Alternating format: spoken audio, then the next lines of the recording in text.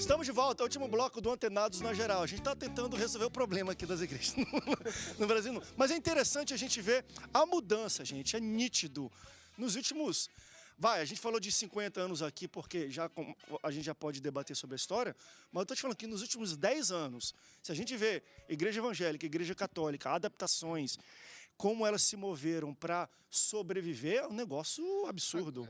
Agora, pastor André, será que também, olha só, existe essa luta pela sobrevivência? Então, o foco não está nem na Bíblia, numa questão teológica que a pessoa defende, mas olha só, como eu estava falando de 1 Coríntios capítulo 3, o apóstolo Paulo chega a dizer que ele plantou, Apolo regou, mas Deus deu o crescimento.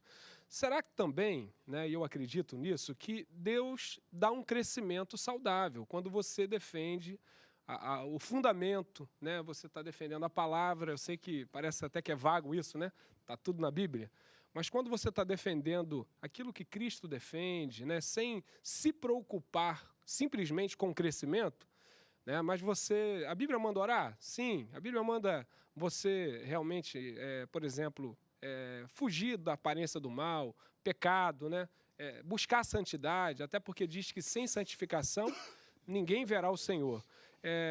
Eu penso também que quando o pastor ele prega, a igreja ela prega a santidade, prega aquilo que o próprio Cristo defende, num primeiro momento parece que muita gente sai, porque não quer viver uma vida de santidade, uma vida na palavra, mas há um crescimento que Deus dá. Eu vejo igrejas crescendo, igrejas sérias, no primeiro momento que choca por causa de pregar uma palavra que parece até que não se adequa ao mundo de hoje. Mas você vê que Deus está fazendo ali, abençoando de alguma forma um crescimento que eu penso que é o crescimento de Deus. Deixa eu levantar uma pergunta, é o último bloco e eu acho que a gente precisa de tempo para poder debater um pouco sobre isso. Eu falei no último bloco que, a duras penas, nós conseguimos talvez aproximar todos os membros e denominações. Hoje nós sentamos normalmente, conversamos, debatemos sobre Bíblia, sobre a crença de cada um, a gente brinca, coisa que talvez antes não era tão bem visto ou até aceito. Mas eu tenho uma preocupação muito grande que hoje eu vejo não mais a nossa diferença teológica, de liturgia ou de ideologia nos afastando. O que eu vejo são coisas externas, como estamos em época de política, a política criando de novo muros, nos desfazendo de irmãos e nos fazendo primos novamente, como antigamente, Então nós temos assim, não vote naquele ou não vá para aquele por causa daquela igreja, aquela igreja nunca ajuda.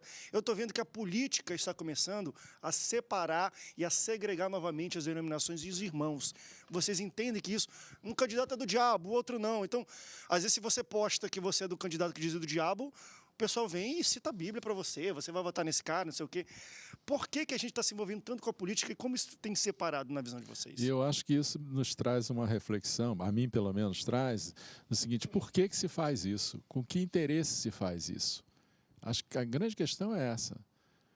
Quando você demoniza alguém em favor de um interesse, de um candidato seu, interesse seu, você está buscando razões para a sua razão. Você quer ver alguma coisa acontecer de seu interesse, não do evangelho. Da bota, que agora é do candidato. A gente vai ver coisas bíblicas para poder dar respaldo a um interesse próprio nosso, enfim, determinado. E aí algumas denominações defendem a eleição de candidatos próprios, recomendam essa votação maciça, e eles são eleitos efetivamente. Com que interesse? Criar um nicho da sua denominação ou do mundo evangélico na casa parlamentar A ou B? Qual será o final disso tudo? É a grande pergunta que eu faço. Não, eu quero ver, professor, tá aí um posicionamento que eu sou uma pessoa que tem uma cabeça também muito boa com essa questão de política. Quando você tem alguém que você acha interessante votar, apoie. Sério, eu não vejo problema com isso. Agora, o seu apoio para uma pessoa não é para desqualificar o outro. Eu tenho uma dificuldade hoje. Gosta do cara? Apoia ele, fala bem. Agora, hoje que a gente vê é o diferente. É tipo assim, o cara ele não tem tanta aproximação com ele, mas ele fala mal do outro para pedir. Eu não sei, eu não gosto. Isso envolve igreja no meio, porque é pastor da igreja X. Distorção, de demonização de um e de espiritualização de outro, Em nome de que um pastor ou um líder... Agora mesmo, eu recebi, vindo para cá, um videozinho, não vou citar os nomes, mas um videozinho de um casal, de uma cantora famosíssima, apoiando um candidato, X. E dá um tom divino. Dá um tom divino, olha, eu telespectador, vou votar no fulano tal, não é por questão divina, é porque julgo e faço uma avaliação política. Perfeito. Por quê? Porque eu não posso dizer que o candidato que eu vou votar é a vontade de Deus. Não posso, é tipo o campeonato baiano. Imagina o campeonato baiano. Um bota despacho de um lado, outro bota despacho do outro, é complicado, né? Entendeu? É complicado. Então, eu acho engraçadíssimo na seleção brasileira, em 2010, disseram que os evangélicos estavam lá. Aí a galera vibra, o Kaká, coisa e tal. Aí, em 2006, tinha os evangélicos lá. Em 2010, era o Ronaldinho Gaúcho, que é um pagodeiro. Só que tem que a seleção 2006 teve uma classificação pior do que a 2010, que era dos pagodeiros. E aí? Como é que a gente... É uma infantilidade e uma manipulação que a igreja, líderes religiosos, não a igreja, líderes religiosos se apropriam o quê? Da infantilidade, da imaturidade do rebanho, das pessoas, e tratam isso mesmo como gado, né? Tratam isso como coronelismo religioso. A minha maior preocupação não é nem às vezes quando fazem isso. Às vezes, sério mesmo, eu acho, dependendo se ele acha um candidato bom, sem espiritualizar, eu vejo uma certa legitimidade, no sentido de, gente, eu estou apoiando essa pessoa e tudo mais.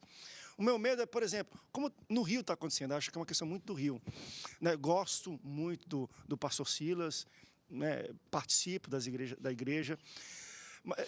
Eu fico preocupado quando se bota um discurso religioso, denominacional, político, ou seja, ele é sobrinho de um pastor de uma igreja e essa igreja nunca se uniu à nossa igreja evangélica, então eu não vou votar nele. Eu não consigo ver, eu estou levantando uma barreira entre a igreja para pedir voto para o outro, eu não consigo entender isso. Como você disse que gosta do pastor Silas, eu acho que você fica um pouco embaraçado. Como eu não gosto do relacionamento afetivo como você, em relação ao Silas, eu fico um pouco mais à vontade. O Silas, a gente já conhece o Silas, né? Já conhece o Silas. O Silas, ele deu sinais de apoio numa agremiação política quando lhe é conveniente e dá sinal de apoio quando lhe é conveniente. Eu volto a dizer, o Silas é um pastor absolutamente hoje acima do bem e do mal, até que, né, aquele que manda nos céus e no tempo e que elege derrubar reis, queira dizer e fazer coisas diferenciadas disso. Mas ele é um pastor absolutamente acima do bem e do mal. E ele acredita que pode fazer e ocupar esse espaço. Ele tem essa sensação. Me preocupa com essa igreja no meio. Só tem que essas mensagens são muito contraditórias. Está levantando uma barreira. Será que o objetivo do inimigo é dividir? Né? É dividir. Então, realmente, o André levantou muito bem que no passado era assim, a tua igreja fala em língua? A minha não fala. A tua igreja batiza por imersão? A minha batiza por aspersão. A questão que dividia era essas questões. Hoje em dia, a gente não vê mais essa discussão. Quem é teu candidato para presidente? Agora não. Agora a discussão são coisas externas, realmente. É questão política. Você vota nesse candidato? Então você é meu inimigo. Então, são questões para desconstrução, de qualquer maneira, para usar a palavra da moda. Né? Eu acho que o adversário, né, vem ganhando espaço, porque para ele o importante é estar dividido, né? Acho que o importante é estar dividido. E o que divide, Braz? Pastor Braz, o que divide? É a pureza? É o interesse pelo evangelho? O que divide? O que divide? Nem se cogita disso. Pois é, se não questões de mercado, né? Se não questões de consumo, se não influências políticas que se desdobram em interesses financeiros. Não somos ingênuos mais, entendeu? Não somos ingênuos mais para acreditar em Papai Noel e em gnomo. Sabe? Eles não existem, nem Papai Noel, nem Gnomo. Essas posturas políticas, elas estão aliançadas a interesses mercadológicos sempre, em todo o tempo. E que espero que a igreja faça uma reflexão profunda, o ouvinte, faça uma reflexão profunda sobre isso, porque a pessoa que está apoiando o partido tal na eleição há 4 anos atrás, hoje está demonizando aquele que ela apoiou há 4 anos atrás. Então, Deus que mudou? Não foi Deus que mudou, foi os interesses. Os interesses são fluidos. Os interesses políticos e econômicos, eles são fluidos. Isso é muito previsível. Vocês entendem isso como uma tendência cada vez mais? Porque durante um tempo eu acho que estava de coisas externas começarem a desunir cada vez mais o corpo, as denominações, a intenção. Eu acho que nunca foi tão forte no Brasil quanto talvez essa eleição agora. Essa questão política de, se eu botasse no Instagram meu a foto de um candidato que era o demonizado, meu Deus do céu, eu recebi até profecia que Deus ia acabar comigo e tudo. Como é que vocês acham que é ciclo, isso vem e volta? A gente está em que parte desse ciclo? Eu acho que não. Eu acho que isso veio para ficar. Na medida que a igreja evangélica ela vai alcançando espaço político e número, né? O crescimento ele traz esse tipo de coisa. Quando a gente é pequeno, a gente não tem algumas coisas de cabeça, né? André, hoje a música evangélica muda muito. Hoje a música evangélica só não vende mais do que a música sertaneja. A Som Livre, ela não virou uma casa religiosa. A Som Livre botou o selo dela em cantores evangélicos porque isso é mercado. Entendi. Então, esse cenário, ele não vai voltar É um atrás. cenário de Ao contrário, maiorias. ele vai provocar, ele vai avançar. Na eleição passada da Dilma, quando ela foi eleita, da presidente Dilma, nós lembramos que a agenda virou religiosa, do aborto, lembram disso? A questão do aborto. No Rio, o governo A também é a questão mesma virou coisa. religiosa. Hoje, O governo do Rio é a mesma hoje um coisa, mais religioso, ainda. hoje um religioso está chegando. Por mais que o senador, ele de fato tem uma carreira política, enfim, né? Ele tem uma história, né? Pelo menos seu berço, e eu não acho isso desprestigioso, não. Não estou colocando como desprestigioso, absolutamente. Absolutamente. Ninguém é por ser religioso, é santo, e por não ser é equivocado. E Isso sabe que- não é blindável. O mundo político, de alguma maneira, ele está recriando o que já aconteceu com a gente no mundo religioso. Primeiro, a gente brigava por questões teológicas, que foi toda a questão do aborto religioso, e depois a gente passou a brigar por questões denominacionais, é o que está acontecendo agora. Né? Aborto, essa coisa ficou para o segundo plano. Né? De que igreja que ele é? Bispo daquela igreja ou dessa igreja? Isso está nos separando. É interessante você ter essa leitura, né? Parece que eles estão acompanhando o que E a gente você já não passou. tem como estabelecer que isso será cíclico, porque é a primeira experimentação que a gente tem. Né? O futuro é que vai dizer se houve esse ciclo neste momento e ele vai acontecer futuramente, como nos fatos que você citou aí, teológicos. Né? Hoje você não tem praticamente Ninguém briga por discussão teologia hoje, assim, teológica irmão, nenhuma. A agenda totalmente cidadã hoje. Hoje é agenda cidadã, a igreja se envolve em temas cidadãos. Isso é problema de ser maioria. Eu sei que a gente só tem 4 minutos para discutir isso, mas quando a gente era pequeno, éramos humildes, vamos falar assim, não se tinha tanto esse tipo de problema ou assédio para se ter. Você entende que isso é um problema de ser grande e cada vez mais que cresce o número de evangélicos no Brasil, os problemas irão aumentar? Talvez fosse a preocupação focada no estabelecimento da denominação, historicamente, certo?